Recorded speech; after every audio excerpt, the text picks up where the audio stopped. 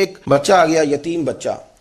اس نے آ کے عرض کی حضور 3 گھر میں افراد ہیں، میں، میری بہن اور میری بیوہ ماں.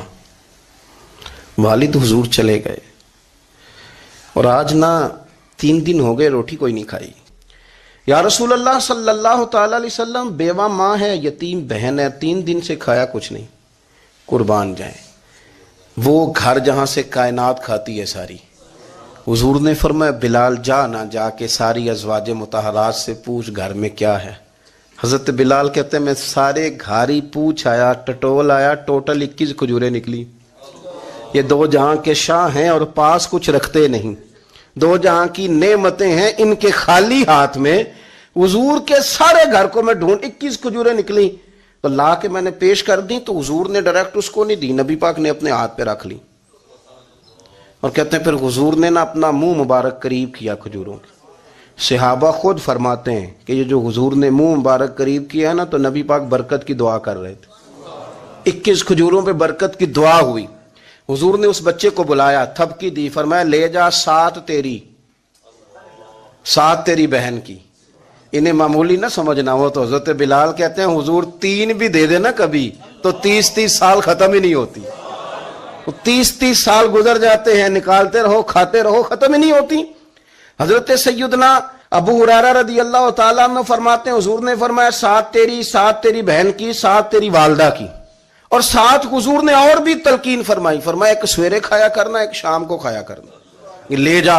حضرت سیدنا بلال حبشی کہتے ہیں رضی اللہ تعالیٰ عنہ کہ بچہ لے کے جب باہر نکلا تو حضرت سیدنا معاذ ابن جبل دوڑ کے گئے اور جا کے بچے کے سر پہ شفقت سے ہاتھ پھیرا. کہا فکر نہ کرنا، رب کریم تجھے بہترین سرپرست عطا کرے گا، پتر پریشان نہ ہونا، اللہ تیری مدد کرے گا. صرف حوصلہ دیا، سر پہ دست شفقت پھیرا. بچہ چلا گیا تو حضور نے فرمایا معاذ ادھر آؤ نا ذرا. یا رسول اللہ حکم ہو. فرمایا کس چیز نے تمہیں اٹھایا بچے کے سر پہ ہاتھ رکھنے کے لیے؟ کس نے تمہیں کہا؟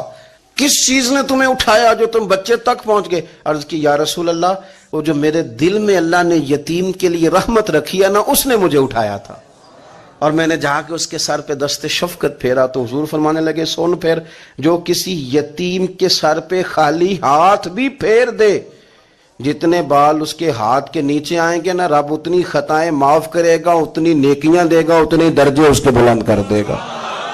خالی دست شفقت ہی پھیر دے. دینا دلانا تو بعد کی بات ہے، اس کا خیال رکھنا. تو یہ جو ہمارے مدارس ہیں نا ان میں اکثر بچے غریب ہوتے ہیں، لیکن کچھ بچے تگڑے گھروں کے بھی ہوتے ہیں، مالدار گھروں کے بھی ہوتے ہیں.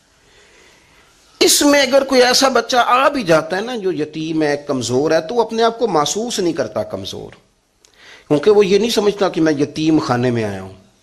اس کے ذہن میں مائنڈ سیٹ یہ ہوتا ہے کہ میں مدرسے میں آیا ہوں اور میں پڑھنے کے لیے آیا ہوں. اور چونکہ وہ کچھ وزادار بچے، مالدار بچوں کے ساتھ وقت گزارتا ہے، اسی دسترخوان پہ بیٹھ کے کھاتا ہے، اسی کلاس میں سب کے ساتھ بیٹھ کے پڑھتا ہے، تو اس کی عزت نفس مجروح ہونے کی بجائے طاقت پکڑتی. وہ برابری کی سطح پہ جب آتا ہے تو اسے محسوس ہوتا ہے کہ مجھے عزت دی جا رہی. اس لیے مدارس اسلامیہ میری نظر سب سے مضبوط جگہ ہیں جہاں مساکین کی، یتیموں کی، غریبوں کی صحیح معنوں میں کفالت بھی ہوتی ہے، تعلیم بھی ہوتی ہے، عزت بھی ہوتی ہے، تربیت بھی ہوتی ہے.